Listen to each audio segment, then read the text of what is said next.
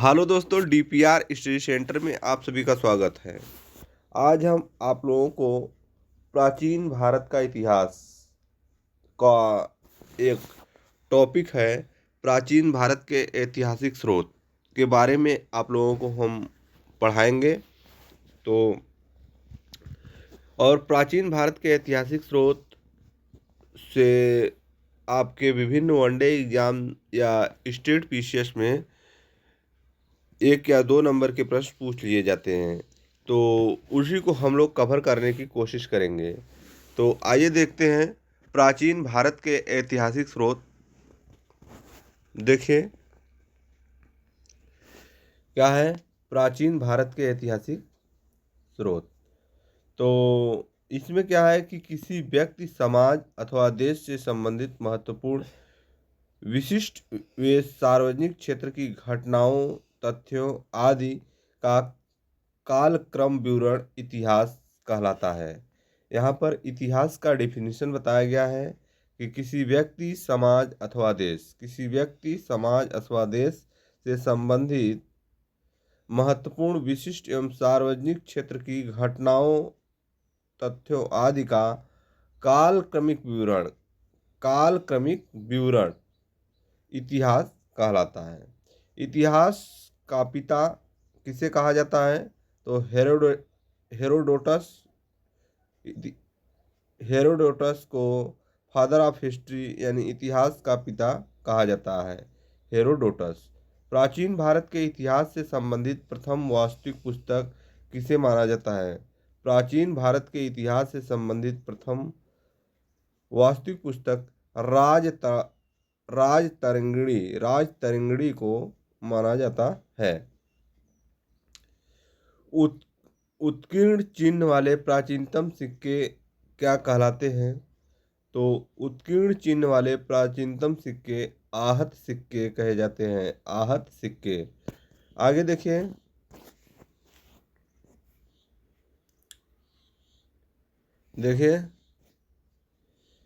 सिक्कों के अध्ययन को मुद्राशास्त्र बोला जाता है। मुद्राशास्त्र बोला जाता है। भारत में प्रागैतिहासिक खोज प्रारंभ करने का श्रेय किसे जाता है? तो भारत में प्रागैतिहासिक खोज करने का श्रेय डॉक्टर प्राइमरोज को जाता है। डॉक्टर प्राइमरोज को जाता है। देखिए, इतिहास को 3 भागों में बांटा गया है। प्रागैतिहासिक काल, प्री हिस्टोरिक पीरियड, आद्य ऐतिहासिक काल, प्रोटो हिस्टोरिक पीरियड और ऐतिहासिक काल, हिस्टोरिकल हिस्टोरिकल पीरियड। तो इस 3 भागों में इतिहास को बांटा गया है। मानव उत्पत्ति से 3000 ईस्वी पूर्व तक प्रागैतिहासिक काल का जो समय काल निर्धारित किया गया है, मानव उत्पत्ति से 3000 ईस्वी पूर्व तक। और आद्य ऐतिहासिक काल 3000 ईस्वी पूर्व से 600 ईस्वी पूर्व तक। और ऐतिहासिक काल 600 ईस्वी पूर्व से आगे सब ऐतिहासिक काल है। पुरातात्विक साक्ष्य अध्ययन का एकमात्र स्रोत पुरातात्विक साक्ष्य अध्ययन का एकमात्र स्रोत, क्योंकि लिखित साक्ष्य उपलब्ध नहीं है। जो प्राग ऐतिहासिक काल है, इसके लिए पुरातात्विक साक्ष्य अध्ययन के लिए एकमात्र स्रोत है, क्योंकि लिखित साक्ष्य उपलब्ध नहीं थे। और इसमें आद्य ऐतिहासिक काल में लिखित साक्ष्य उपलब्ध थे। लिखित साक्ष्य उपलब्ध थे। आद्य ऐतिहासिक काल में लिखित साक्ष्य उपलब्ध थे, लेकिन ये जो है अपठनीय थे, इसे पढ़ा नहीं जा सकता। पुरातात्विक एवं साहित्यिक दोनों प्रकार के साक्ष्य उपलब्ध थे। ऐतिहासिक काल में पुरातात्विक एवं साहित्यिक दोनों प्रकार के स्रोत उपलब्ध थे। आगे देखिए, प्राचीन भारतीय इतिहास को जानने के लिए किन स्रोतों का प्रयोग किया जाता है? प्राचीन भारतीय इतिहास को जानने के लिए धार्मिक ग्रंथ, धार्मिक ग्रंथ, ऐतिहासिक ग्रंथ और पुरातात्विक साक्ष्य तथा विदेशी विवरण का जो है कि अध्ययन किया जाता है। प्राचीन भारतीय इतिहास को जानने के लिए किन स्रोतों का प्रयोग किया जाता है? तो धार्मिक ग्रंथ, ऐतिहासिक ग्रंथ, पुरातात्विक साक्ष्य और विदेशी विवरण, इन चार बातों का अध्ययन किया जाता है। ब्राह्मी लिपि को सर्वप्रथम किस विद्वान ने पढ़ा था? तो जेम्स प्रिंसेप 1837 ईस्वी में ब्राह्मी लिपि को पढ़ा था, जेम्स प्रिंसेप। आगे देखिए, भारत के प्राचीनतम ग्रंथ वेदों का संकलनकर्ता किसे माना जाता है? तो भारत के प्राचीनतम ग्रंथ वेदों का संकलनकर्ता महर्षि कृष्णद्वैपायन वेद व्यास को माना जाता है। आगे देखिए क्या दिया है, देखिए, भारतीय प्रागैतिहासिक अध्ययन से संबंधित प्री हिस्टोरिक इंडिया किसकी कृति है? भारतीय प्रागैतिहासिक अध्ययन से संबंधित प्री हिस्टोरिक इंडिया किसकी कृति है? Stuart Piggott. किसकी कृति है? स्टुअर्ट पिगट की कृति है। स्टुअर्ट पिगट की कृति है। चीनी यात्रियों ने अपने यात्रा वृत्तांत में भारत के लिए किस शब्द का प्रयोग किया है? तो चीनी यात्रियों ने अपने यात्रा वृत्तांत के लिए इन तू किस शब्द का प्रयोग किया है? इन तू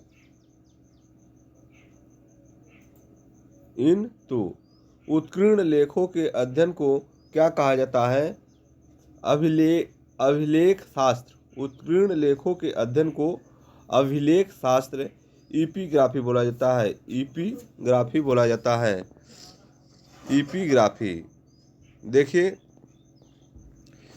आगे देखिए क्या है, लिपियों के विकास के अध्ययन को पुरालिपि विद्या कहा जाता है। लिपियों के विकास के अध्ययन को क्या बोला जाता है? पुरालिपि विद्या कहा जाता है। सर्वप्रथम भारतवर्ष नाम का उल्लेख किस अभिलेख से प्राप्त हुआ? तो भारतवर्ष नाम का उल्लेख हाथीगुम्बा अभिलेख से प्राप्त हुआ था। हाथीगुम्बा अभिलेख से प्राप्त हुआ था। प्राचीन भारत का सर्वप्रथम सुनियोजित इतिहास किसने तैयार किया था? तो प्राचीन भारत का सर्वप्रथम सुनियोजित इतिहास V.A. स्मिथ, किसके द्वारा? V.A. स्मिथ के द्वारा तैयार किया गया था। आगे देखते हैं, देखिए ये तो पढ़ ही लिए। ये देखिए,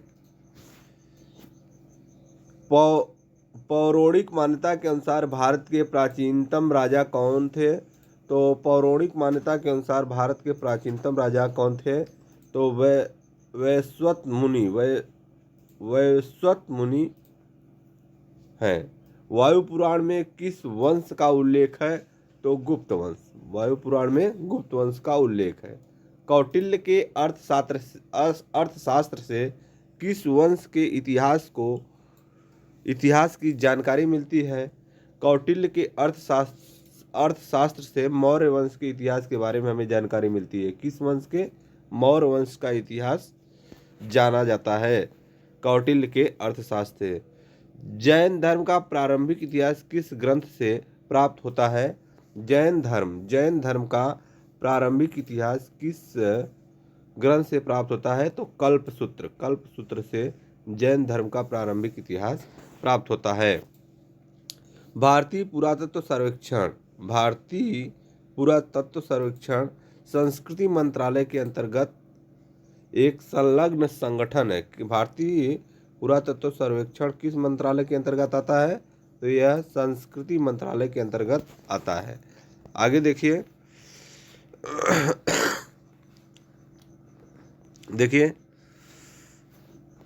क्या दिया है, मत्स्य पुराण किस वंश से संबंधित है? मत्स्य पुराण किस वंश से संबंधित है?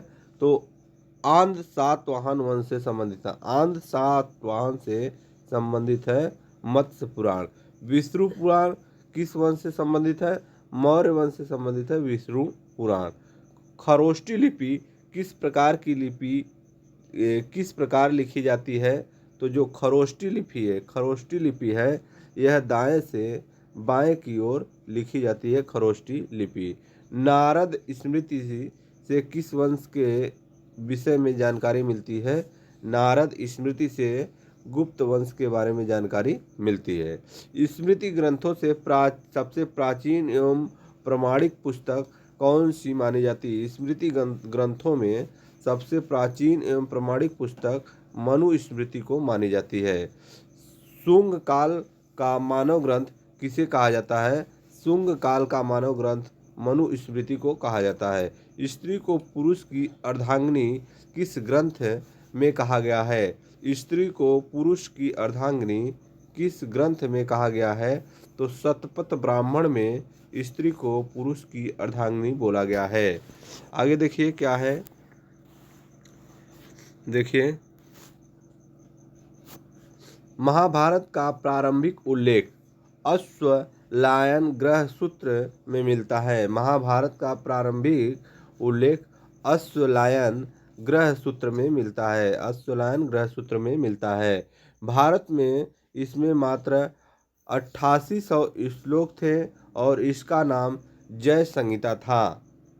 महाभारत का प्रारंभिक उल्लेख अश्वलायन ग्रह सूत्र में मिलता है। प्रारंभ में इसमें मात्र 8800 श्लोक थे और इसका नाम जय संहिता था। कुछ समय पश्चात यह बढ़कर 24,000 श्लोक हो गया और भारत नाम से प्रसिद्ध हुआ। अंत में 1,00,000 श्लोक होने के कारण इसे सतसाहस्त्री संहिता या महाभारत कहा जाने लगा। सतसाहस्त्री संहिता या महाभारत कहा जाने लगा। देखिए पुरालेख विद्या से क्या अभिप्राय है? पुरालेख विद्या से क्या अभिप्राय है? शिलालेखों का अध्ययन। पुरा अवशेष का महानतम अन्वेषक किसे माना जाता है? तो पुरा अवशेष का महानतम अन्वेषक डार्विन को माना जाता है, डार्विन को। इब्न बतूता का यात्रा वृत्तांत किस नाम से प्रसिद्ध है? इब्न बतूता का यात्रा वृत्तांत किस नाम से प्रसिद्ध है? रेहला नाम से प्रसिद्ध है इब्न बतूता का यात्रा वृत्तांत। आगे देखिए क्या दिया है। हेन सांग ने किस विश्वविद्यालय में बौद्ध धर्म का अध्ययन किया था? हेन सांग ने किस विश्वविद्यालय में बौद्ध धर्म का अध्ययन किया था? नालंदा विश्वविद्यालय में बौद्ध धर्म का अध्ययन किया था हेन सांग। देखिए प्रमुख अभिलेख व शासक। अभिलेख का नाम दिया है, इधर शासक का नाम दिया है, इधर अभिलेख का नाम दिया है। हाथी गुम्बा अभिलेख कलिंग नरेश खारवेल। शासक कौन था? कलिंग नरेश खारवेल। एहोल अभिलेख पुलकेशिन द्वितीय। नासिक अभिलेख गौतमी बलश्री। जूनागढ़ अभिलेख रुद्रदामन। प्रयाग स्तंभ अभिलेख समुद्रगुप्त। मंदसौर अभिलेख मालवा नरेश यशोवर्धन। ग्वालियर अभिलेख प्रतिहार नरेश भोज। आगे देखिए क्या दिया है। देवपाड़ा अभिलेख बंगाल शासक विजय सेन। भीतरी व जूनागढ़ अभिलेख स्कंद गुप्त। देखिए बौद्ध स्तंभ लेख से किसकी जानकारी मिलती है? बौद्ध स्तंभ लेख से शुंग काल के बारे में जानकारी प्राप्त होती है। हेन सांग ने अपनी यात्रा वृत्तांत का वर्णन किस पुस्तक में किया है? हेन सांग ने अपनी यात्रा वृत्तांत का वर्णन सीयूकी एक पुस्तक है उसी में किया है। अरबी भाषा की पुस्तक किताब उल हिंद की रचना किसने की थी? तो किताब उल हिंद की रचना अल-बरूनी ने की थी। कौन? अल-बरूनी ने की थी। आगे देखिए मोरक्को का यात्री इब्न बतूता भारत में मोहम्मद बिन तुगलक के दरबार में आया था। इब्न बतूता कहाँ का यात्री था? तो यह मोरक्को का यात्री था। और किसके दरबार में आया था? तो मोहम्मद बिन तुगलक के दरबार में आया था। तुगलक ने उसे दिल्ली का काजी नियुक्त किया था। तुगलक ने उसे दिल्ली का काजी नियुक्त किया था। मार्को पोलो द्वारा किस राज्य की यात्रा का उल्लेख मिलता है? पांड्य राज्य का। मार्को पोलो द्वारा पांड्य राज्य का यात्रा का उल्लेख मिलता है। पतंजलि के महाभाष्य से किस वंश के इतिहास का पता चलता है? शुंग वंश। शुंग वंश के इतिहास का पता चलता है। चीनी लेखकों का वर्णन। देखिए यहाँ कुछ चीनी लेखकों का वर्णन दिया हुआ है। क्या दिया है देखिए, देख लेते हैं इसे हम लोग। चीनी लेखकों का वर्णन। यहाँ पर लेखक दिया हुआ है, लेखक का नाम, इधर समय काल दिया हुआ है, रचना दिया हुआ है, यात्री विवरण दिया हुआ है। देखिए यात्री विवरण दिया हुआ है। तो लेखक का नाम है फाहियान और समय है 399 से 414 ईस्वी। और रचना क्या है? भारत दशा का विवरण। इनकी रचना क्या है? भारत दशा का विवरण। और यात्री विवरण में यह प्रथम चीनी यात्री था जिसने चंद्रगुप्त द्वितीय विक्रमादित्य के समय भारत की यात्रा की थी।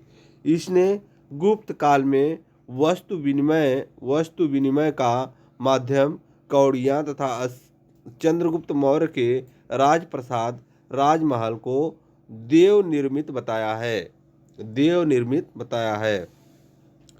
हिनसांग 629 से 645 ईस्वी सीयू की पाश्चात्य संसार के लेख। सीयू की इनकी रचना क्या है? सीयू की में अपनी यात्रा के बारे में इन्होंने जिक्र किया है। हिनसांग सम्राट हर्षवर्धन के समय भारत आया था। हिनसांग सम्राट हर्षवर्धन के समय में भारत आया था। इसने हर्ष को शिलादित्य की उपाधि से विभूषित किया। इसे यात्रियों का राजकुमार, शाक्य मुनि, नीति का पंडित कहा जाता है। शिलादित्य की उपाधि से हर्षवर्धन के समय भारत आया था। इसने हर्ष को शिलादित्य की उपाधि से विभूषित किया। इसे यात्रियों का राजकुमार, शाक्य मुनि, नीति पांड कहा जाता है। देखिए आगे देखते हैं। आगे देखिए क्या है? इत्सिंग 673 से 675 ईस्वी। प्रसिद्ध बौद्ध भिक्षुओं की आत्मकथाएं। इसकी रचना क्या थी? प्रसिद्ध बौद्ध भिक्षुओं की आत्मकथाएं इनकी रचना थी। चीनी बौद्ध यात्री जो नालंदा विश्वविद्यालय के अध्ययनरत रहा। चीनी बौद्ध यात्री जो नालंदा विश्वविद्यालय में अध्ययनरत रहा। तो देखिए सती प्रथा का प्रथम लिखित साक्ष्य 510 ईस्वी के भानुगुप्त। सती प्रथा का प्रथम साक्ष्य 510 ईस्वी के भानुगुप्त के एरण अभिलेख से प्राप्त होता है। देख लीजिए इंपॉर्टेंट प्रश्न है ये। सती प्रथा का प्रथम लिखित साक्ष्य 510 ईस्वी के भानुगुप्त के एरण अभिलेख से प्राप्त होता है। तो आज के लिए इतना ही। फिर मिलते हैं नेक्स्ट वीडियो में। तब तक के लिए धन्यवाद।